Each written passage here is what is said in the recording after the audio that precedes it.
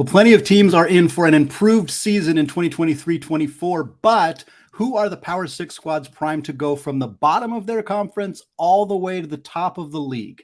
What up, Drake? You are Locked On College Basketball, part of the Locked On Podcast Network. Your team every day. Hey folks, welcome into the Locked On College Basketball Podcast, the only daily national college hoop show out there, part, of course, of the Locked On Podcast Network, your team every day. I'm your host, Andy Patton. He is your host, Isaac Schade, and today's episode of Locked On College Basketball is brought to you by Gametime. Download the Gametime app, create an account, and use the code LOCKEDONCollege for $20 off your first purchase. Folks, we're talking Power 6 conference teams that we think have a great chance of moving the needle in a significant way this upcoming season. Teams that finished in the bottom half of the conference slate last season, who maybe some of them could actually contend to win their conference this year. Maybe some of them might just make some big strides forward, finish in the top 2, top 3, top 4, somewhere in there. We've seen, of course, in this era of college basketball with the transfer portal and NIL and everything going on, teams can really kind of change their rosters in a significant way. Not everybody has done what Rick Pitino did at St. John's necessarily, but there are some rosters that have made some significant strides. And I think we want to focus on some teams that maybe aren't getting a ton of love, maybe aren't in the top 25 heading into the season, but teams that realistically come March might be in a much better spot than they were last season. So each of us have picked one team in each of the Power 6 conferences. We actually only overlapped one time with the schools that we picked, which was a little surprising. And Isaac, I'm going to let you kick it off. We're going to go through just alphabetically through these 6 power conferences, starting with the ACC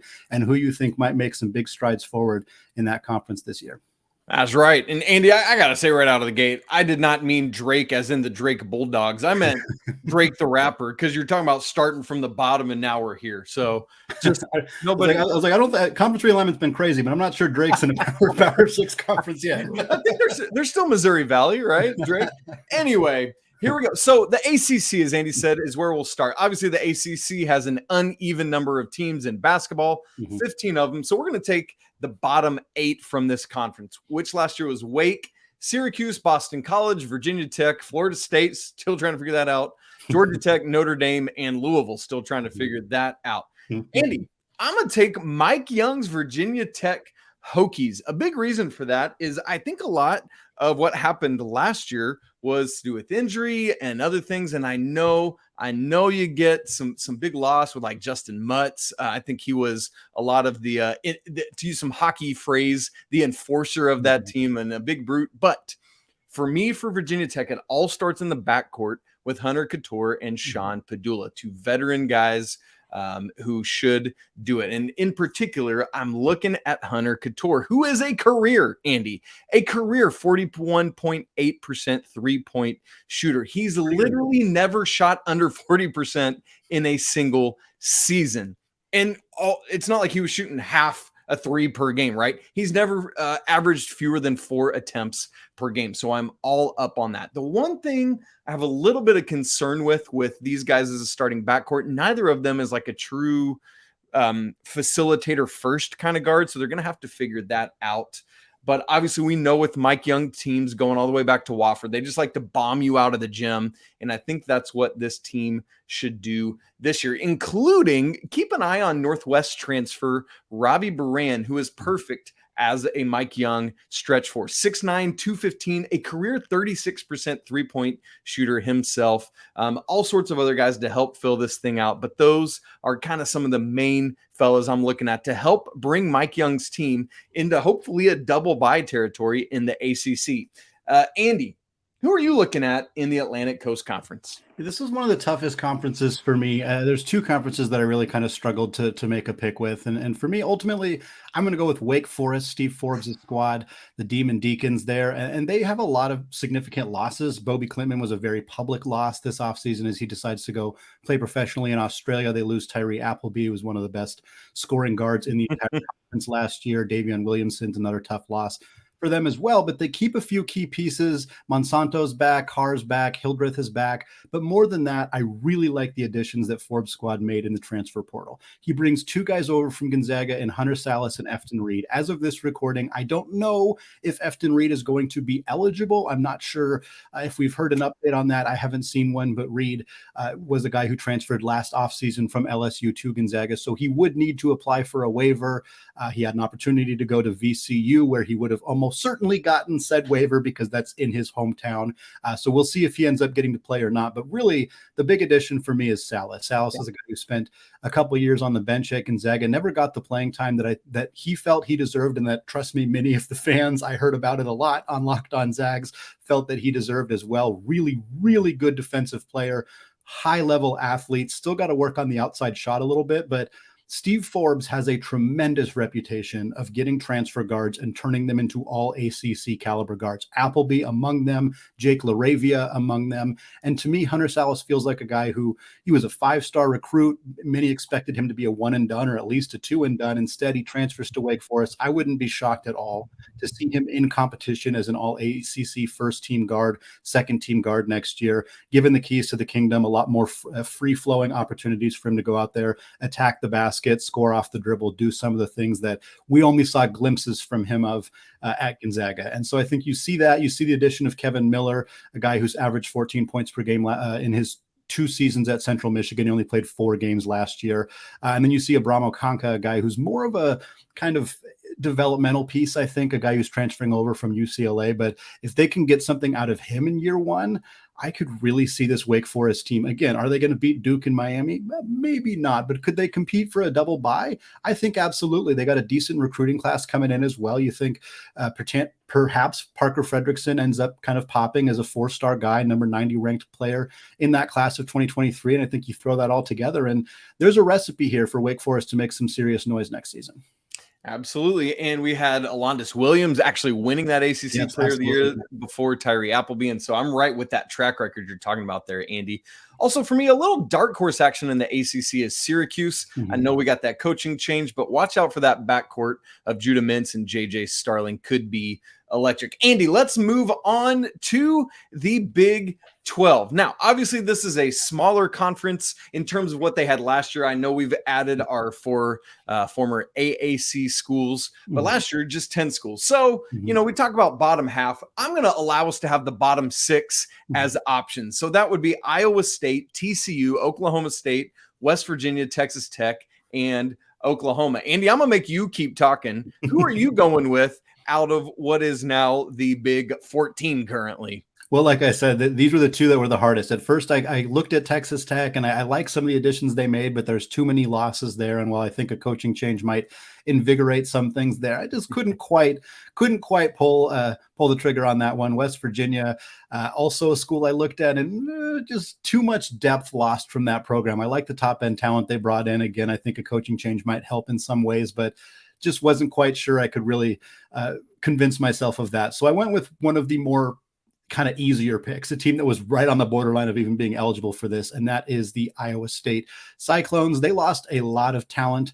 Their 4 leading scorers are out the door. Caleb Grill's a really tough loss. He transfers to Missouri. They lose 3 other leading scorers as well. The only real returner they bring back that I think is going to be a big time contributor for them is Tamin Lipsey, who averaged 7 points, 4 boards, and 4.5 assists last year. He's a big piece for them to have coming back. But I also like some of the additions they're bringing in. They got Keyshawn Gilbert coming in from UNLV, 11.5 points per game last year. Curtis Jones at Buffalo, Jackson Pavelski at Wofford. Those 2 guys both average about 15 points per game. And I think there's always the kind of question mark of how guys not only transferring up to the Power 6 level from the mid-major level, but also transferring into the Big 12. Like, it's a really big jump for anybody to make. And so it really depends on how the coaching staff can get those 2 guys, if they can kind of acclimate them seamlessly into that offense and get them kind of to be similar level scorers or not. I wouldn't expect either of them to average 15 again, because you're going into the Big 12. It's a big jump, but certainly if those guys are able to remain productive, I could see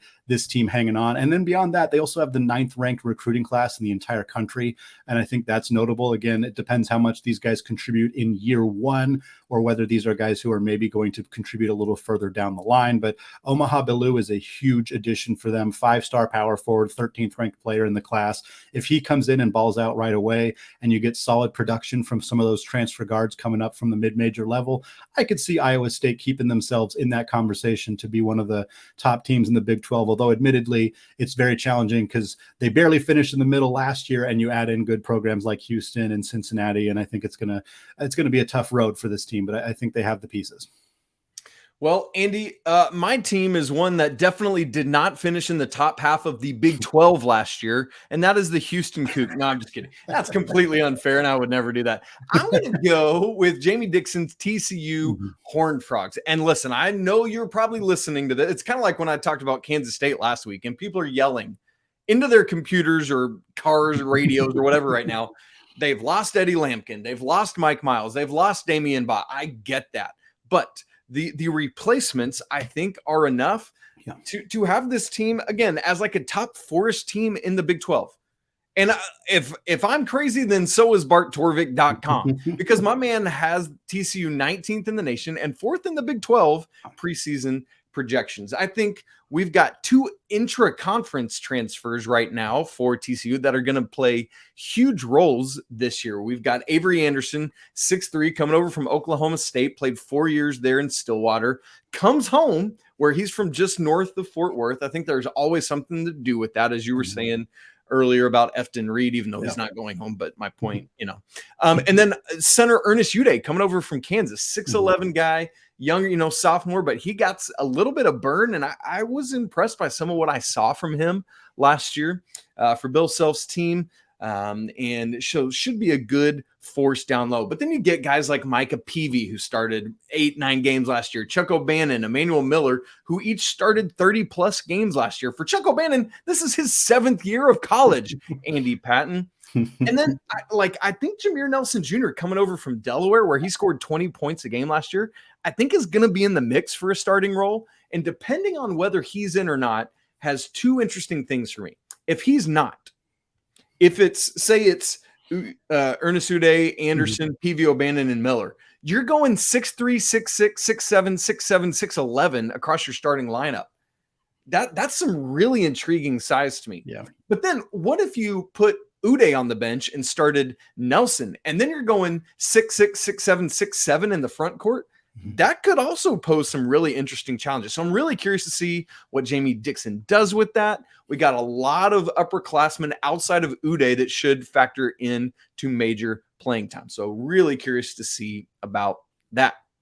Well, Andy, from the ACC and the Big 12, where we got to move to the Big East, can Villanova bounce back from finishing 6th in the Big East last year? And is anybody going to challenge Purdue atop the Big Ten? Can any of these schools we're talking about jump up there? We're going to find out in just a second. But before we have that conversation, I got to tell you that today's episode of Locked On College Basketball is brought to you by our brand new sponsor, Athletic Brewing Company. Now it's time for your Game Changer of the Week, brought to you by Athletic Brewing Company.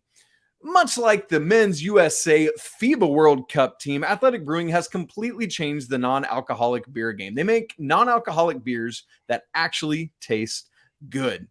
Man, FIBA USA, Andy, they rolled to their first win over the weekend against New Zealand, 99-72, led by reigning Rookie of the Year, Paolo Banchero, with 21. Game 2 is probably already happened by the time you're listening to or watching this. It was 8:30 a.m. Eastern time Monday morning against Greece. So hopefully the Stars and Stripes are 2-0 on their way to what we hope is going to be a gold medal. Folks, Athletic Brewing has completely changed the non-alcoholic beer game. These non-alcoholic beers actually taste good, full flavor, and well-crafted, just like a full-strength beer. You can find Athletic Brewing Company's non-alcoholic brews at a store near you or buy them online at athleticbrewing.com. First-time customers can use code LOCKEDON to get 15% off that first online order. Once again, that's code LOCKEDON at checkout for 15% off at athleticbrewing.com. Near beer, exclusions and conditions apply. Athletic Brewing Company, fit for all times. All right, Andy. We going quick with this bad boy. Let's roll right on into the Big East, which looks like it is going to be loaded again, including the reigning national champion, the UConn Huskies. Who is your pick to come out of the bottom half and pull this thing off. By the way, the teams that qualify: Villanova, Seton Hall, St. John's, Butler, DePaul, and you going with Georgetown here in year one? Yeah, not quite ready to pull the trigger there with Ed Cooley and Georgetown, although I like the move for the coaching staff there. Of course, Patrick Ewing probably needed to go. Hopefully Cooley can turn that thing around, but it's probably going to take a few years. To me, there are two choices here. One is more obvious than the other. I'm going to let you take the slightly more obvious pick. Okay, good. Thank you. The Big East, and I'm going to go with St. John's. And I say St. John's is not as obvious because we just don't really know what the heck is going to happen at St. John's. What we do know is that Joel Soriano is back. And that's it. that's it. Nobody else from that St. John's roster is back. Rick, but if you're getting somebody back, that's who you want back. Yeah, right. Exactly. That's the right guy to have back. And Rick Pitino knew it. He came in, he said, hey, I want you to be my captain next year. I want you to stick around. And he didn't say that to anybody else. And so everybody else left. And then he went out and hunted in the transfer portal, and he came up with some really, really good finds. He got Dennis Jenkins to follow him from Iona. He gets Jordan Dingle from Penn. Zubi Ejiofor is a fun addition, although maybe more of a project for them. Glenn Taylor from Oregon State. Naheem Aline comes over from UConn. Chris Ledlam was a late addition to that team after transferring from Harvard, going to Tennessee. And then, leaving Rick Barnes and coming over to hang out with Rick Pitino in New York.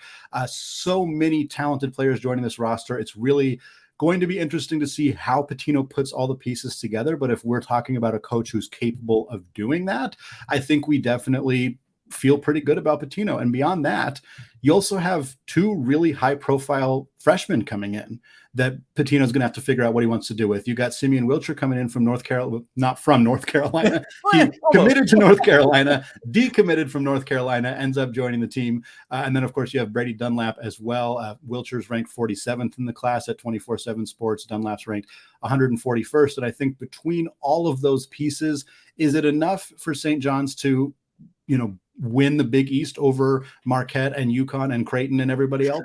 Probably not, because the Big East is really stacked at the top. But is it enough for St. John's to go from 8th to 4th?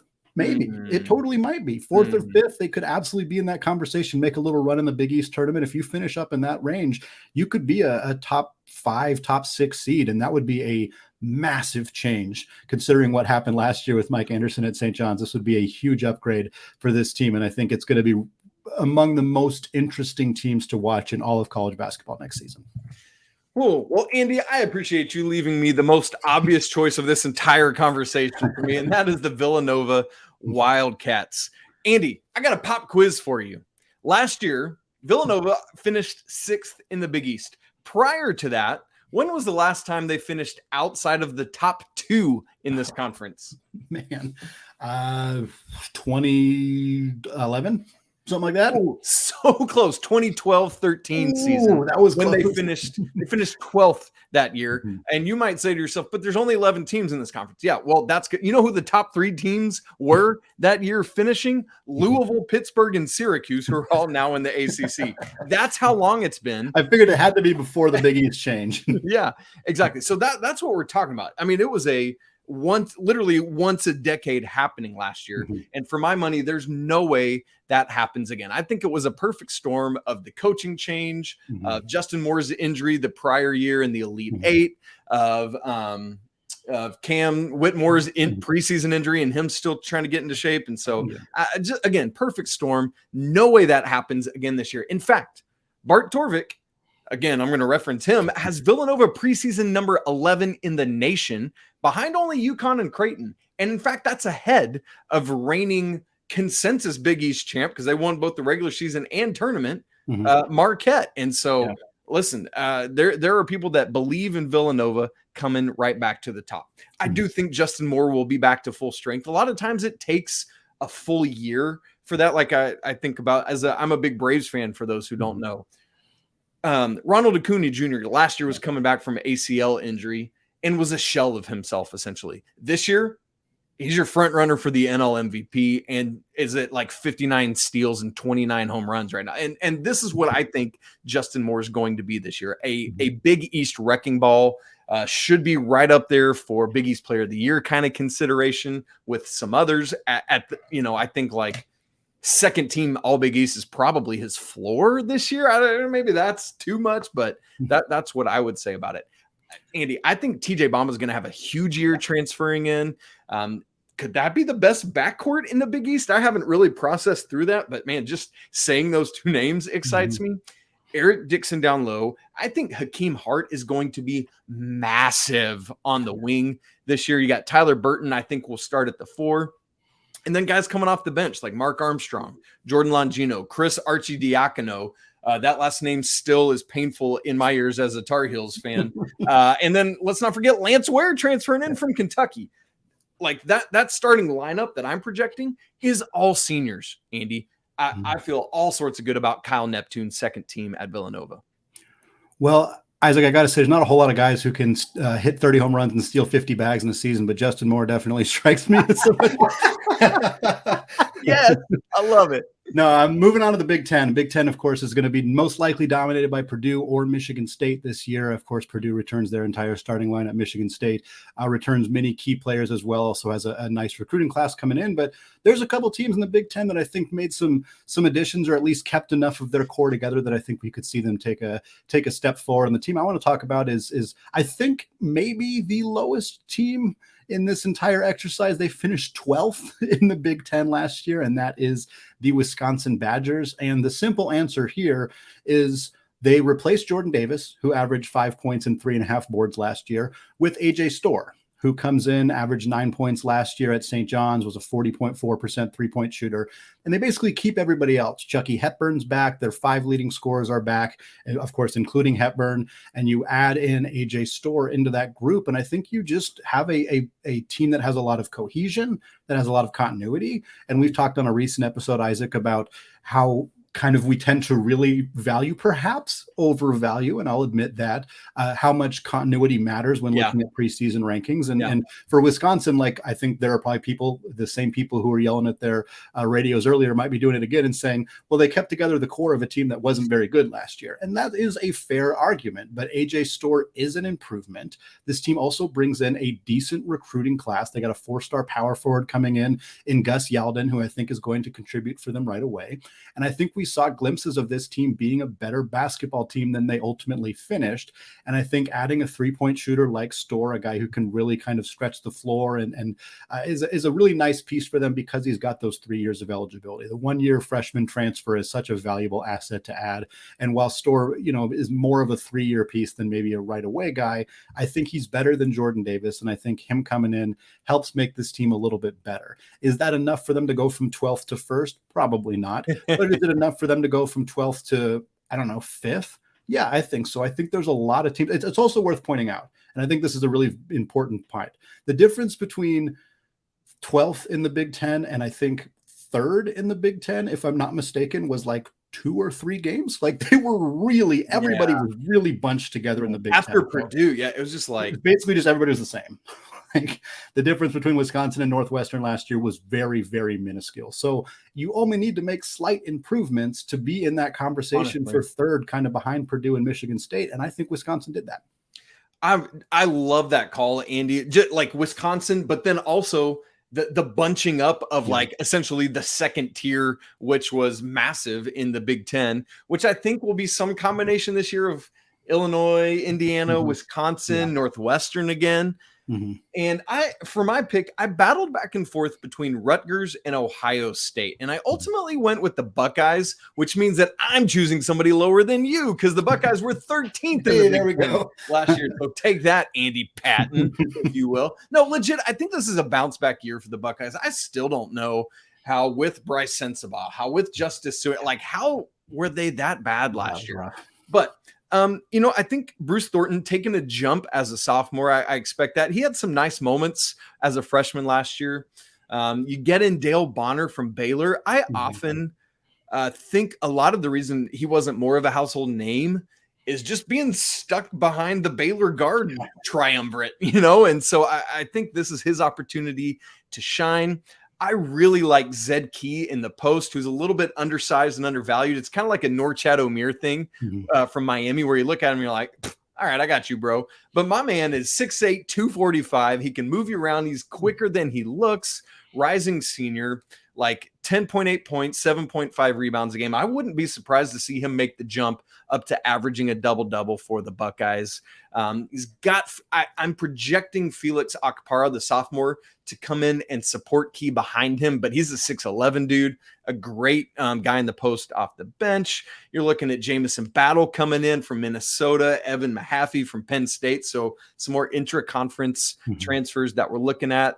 I think Roddy Gale's going to take a big sophomore jump. And you do get Scotty Middleton in, who's an impact freshman, 35th at ESPN as a small forward. So watch out for the Buckeyes to make a big jump from last year. One other team I do just want to point out as a dark horse is Penn State. I know they lose Micah Shrewsbury across to Notre Dame as their head coach. But, man, I think they've got a couple good transfer pieces in that I think they could make some noise down in the Big Ten to make a jump as well. Well, folks, we got a clear pick in the Pac-12, the only conference where we both had the same team. We're going to talk about who that is, as well as two programs that we think could bounce back in a major way in the SEC. But before we get to that, today's episode of Locked On College Basketball is brought to you by Gametime. Life is always so busy, and the last thing that I need to be stressed out about is buying tickets to events. Thankfully, there's Gametime, which has killer deals on last-minute tickets for all of the events that I want to go to. When choosing seats for events, I always get stressed about trying to pick the right ones because I'm worried about the view, which happened very recently at a baseball game I went to where I could not see because of the sun. And Gametime does have images of views from your seat, so you know exactly what to expect when you arrive. Forget planning months in advance. Gametime is the place for last-minute ticket deals. They have deals on tickets right up to the day of the event. You also get exclusive flash deals on tickets for football, basketball, baseball, concerts, comedy, theater, whatever you want to go to, they have tickets for it. The Gametime guarantee also means you'll get the best price. If you find tickets in the same section and row for less money, Gametime will credit you 110% of the difference. Snag the tickets without the stress with Gametime. Download the Gametime app, create an account, and use code LOCKEDONCollege, and you'll get $20 off your first purchase. Terms do apply. Again, create an account and redeem code LOCKEDONCollege for $20 off. Download Gametime today. Last minute deals, lowest price, guaranteed. All right, folks, still Locked On College Basketball here, still Andy Patton and Isaac Schade, and we are going through the Power 6 conference, talking about teams that finished outside the top half that we think could legitimately contend at least for a title or in that conversation for a title in their respective conference. And we're just going to get right to it with the Pac-12. I think a more obvious choice, perhaps the most obvious choice here outside of maybe Villanova, it's the Colorado Buffaloes. The Buffs here for Colorado. They finished 8th in the Pac-12 last year. But really, this is a team that it's about one really big addition that they made, but mostly it's about the fact that they returned Tristan Da Silva and KJ Simpson, two guys who were just massive, massive players for this program last year. And Colorado was one of the most fascinatingly inconsistent teams that I think I've ever seen in my entire life watching college basketball. They beat Tennessee. They lose to Grambling State. They had similar ups and downs throughout the Pac-12 play. They were all over the place, but Tad Boyle's a good coach. And I think a few kind of additions around the edges are going to help this team. And instead of just kind of making some small little splashes, they go out and get the number 4 ranked player in the class of 2023 in Cody Williams, one and done caliber guy, younger brother of Jalen Williams, who of course dominated at Santa Clara and is now looking like a future NBA All-Star for the Oklahoma City Thunder. They also had Eddie Lampkin, and I think that's a sneaky, really, really good addition. Lampkin was kind of only 6-6 last year for the first 2 seasons, or his last 2 seasons at TCU. Had some issues with the coaching staff that were pretty public. I'm not sure he was playing to his full potential. I also think there's a pretty big difference between being a big man in the Big 12 and a big man in the Pac-12. And I think we're going to see Eddie Lampkin really kind of come into his own as a player. Him and Da Silva and Cody Williams in that kind of makeshift front court for Tad Boyle, man, I think it's going to be really, really good. I know you had Colorado too. Anything else you wanted to add on that? No, I mean, here's my thing. It's all about the guys you just talked about. Like if you can rely on KJ Simpson, Tristan Da Silva, if Eddie Lampkin can slot right in with those guys, that's a great big 3. And then they, with all their experience and veteran stuff, can bring along Cody Williams quickly. And if so, you got your 4 right there. I think Luke O'Brien should be the other, the 5th guy in the starting lineup, probably right beside Simpson in the backcourt there. In terms of Pac-12 hierarchy, I do think both Arizona and USC should be ahead of Colorado, but I wouldn't be surprised if they pick up victories there. But for my money, Colorado contends with UCLA for 3rd in this conference, right? Like if it plays out as I see it on paper. Simpson, I think, had a massive breakout year last year, and I think he keeps that going. Doubled from 7.4 points a game to 15.9, jumped up over 80% from the free throw line. Assists grew from 2.7 to 3.8. The big key with him is he's not a great 3-point shooter. So either that has to grow or they got to get shooters around him, or he's got to keep growing those assist numbers and then can just be a great facilitator to dudes. And that works as well. De Silva, same kind of thing, has made jumps every year. And so, man, I'm really excited about this. Curious to see how Tad Boyle's experience with the USA Under-19 team this summer, who, although they didn't win a medal, I think some of that international experience is going to just help elevate his coaching game. And we'll see what happens before they transition to the Big 12. Moving over to the SEC, our final conference to talk about today. And to me, I found a fairly obvious pick here. And it's interesting because it's a team that lost a ton of talent from a team that finished 10th in the SEC last year. And normally you would think that's not going to be good enough, but I'm excited. The Muss rolls, baby. Exactly. I'm excited about what Muss brought in this year for Arkansas. They lose the 3-headed monster of the freshmen, Jordan Walsh, Nick Smith, Anthony Black. They lose Ricky Council, who was amazing for them last year. They lose Mikal Mitchell. They lose Darian Ford. It's a lot of losses, but they bring in basically as many guards as they could possibly find in the transfer portal. They brought them all over to Fayetteville. They got Tremont Mark, they got L. Ellis, they got Keon Menefield, Jeremiah Davenport, Chandler Lawson, Khalif Battle. Literally all those guys are guards, and they bring every single one of them into the mix. I'm very curious how Muss is going to make that all work, but that is a ton of talent to be bringing to campus. They also, I think, a huge part of what could make Arkansas one of the best teams in the SEC next year is Trevon Brazile.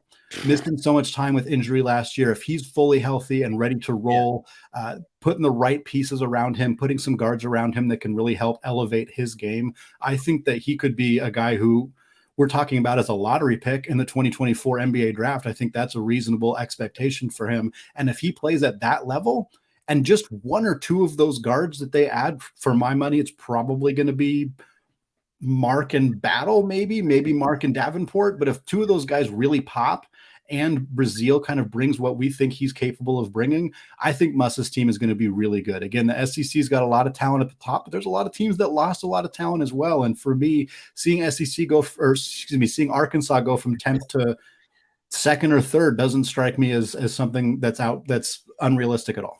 Yeah, I think the SEC is a little bit wide open. And Andy, that's the nice thing about bringing in 49 guards is that you don't have to hit on all of them. You just need a couple of them to hit, as you were alluding to there. And so really excited. Also, in the inaugural ACC SEC showdown, Arkansas is hosting Duke. I'm very, very excited. That's going to be a great game. An hour and a half south of me. I got to try to get down there for that one and join our guy, John Neighbors, the host of Locked on Razorbacks. Andy, this is another one where I went back and forth between this time Mississippi State and Florida. I'm going to go with the Gators. Now, here's what's interesting to me. I've referenced Bart Torvik stuff a couple times today. He actually has the Gators 3rd in the SEC behind Tennessee and Texas A&M. But seriously, ahead of Arkansas, ahead of Alabama, ahead of Kentucky. At Torvik. That's really intriguing to me. Really, like year 2 for Todd Golden is going to have to be better than year 1. What, like Colin Castleton, he's gone now. You got to replace all this. Andy, I'm projecting that Florida is going to have a starting lineup that includes 4 transfers. And that all comes together around the guy who you were talking about last week or the week before, and that's Riley Kugel, who I think has to take a really big leap forward for that team this year. But I project alongside of him will be Zion Pullen coming over from UC Riverside, Walter Clayton from Iona, Tyree Samuel from Seton Hall, and stepping in into Castleton's massive shoes that he leaves is Micah Handlegotten from Marshall. And so Yeah, man, the transfer is going to have to cut. I mean, very similarly to what you just said with Arkansas, got to get these guys together. But if anyone knows how to do it, I think Todd Golden can. He's got some nice guys to fill out the bench, including reuniting with Julian Rishwan from San Francisco. So those kind of things are cool. And so keep your eyes on how things are going down in Gainesville this year. All right, friends. Great show. Great to be together. Andy, great topic. Super fun. By the way, I just used Gametime to buy some Nate Bargatze tickets for a couple months from now. Super excited about that. Folks, thanks for checking in with us to kick off your week. Andy and I are going to have multiple great shows coming up this week. So make sure you everydayers are staying tuned with us. If you're new to the show, come on in as well. Follow us on Twitter at Andy Patton CBB. I'm at Isaac Schade. Follow the show at Locked On CBB. Don't forget to subscribe on audio and video format. Smash the like button to let us know you're here and leave comments on your thoughts on what we got right, what we got wrong, and who you would pick for these conferences. As always, apologies to the lawyer family. Let's go Wildcats. And until tomorrow's show, peace.